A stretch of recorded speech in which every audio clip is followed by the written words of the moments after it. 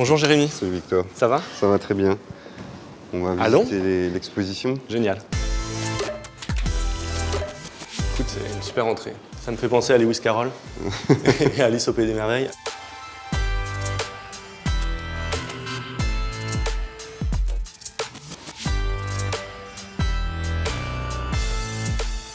Alors Victor, t'en as pensé quoi de cette exposition?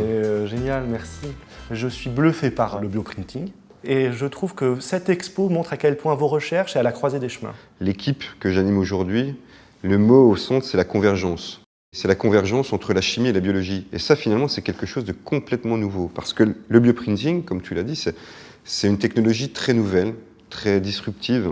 Et brièvement, c'est simplement où tu vois l'imprimante avec laquelle on imprime du papier. Aujourd'hui, un petit peu plus l'imprimante 3D pour faire des objets en 3D. Et bien là, on a une imprimante qui permet d'imprimer des cellules vivantes dans une matière vivante. Et donc, c'est une sorte de robot-machine avec une aiguille qui va venir imprimer, déposer, soit goutte à goutte ou bien en continu, du matériel biologique qui contient des cellules vivantes. Il y a de la vie dedans. Il y a de la vie dedans, tout à fait.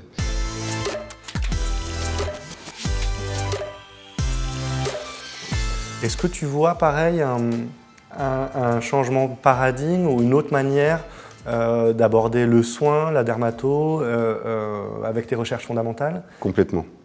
Demain, je suis convaincu que les dermatologues de ville auront dans leur laboratoire le stock de nos cellules.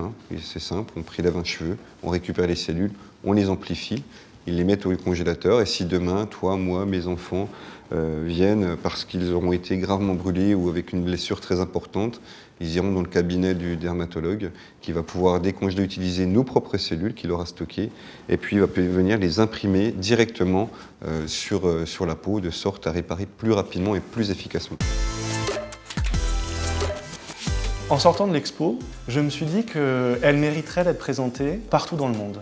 J'aimerais la voir à New Delhi, j'aimerais la voir à São Paulo et je suis sûr qu'elle serait à la fois identique et à la fois différente. Tu as entièrement raison parce que la peau, d'un point de vue scientifique et biologique, globalement, elle va être adressée de la même question. Si tu vas demander à un dermatologue ou en Chine, aux États-Unis ou en France, elle va être abordée de la même manière.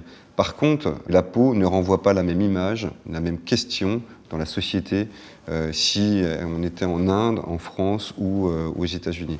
On sent bien que la peau, j'ai compris avec cette exposition qu'elle était à la fois impactée par ton corps, ce que tu ingères, mais aussi par le rapport à l'extérieur. Et c'est là où je trouve que c'est une frontière.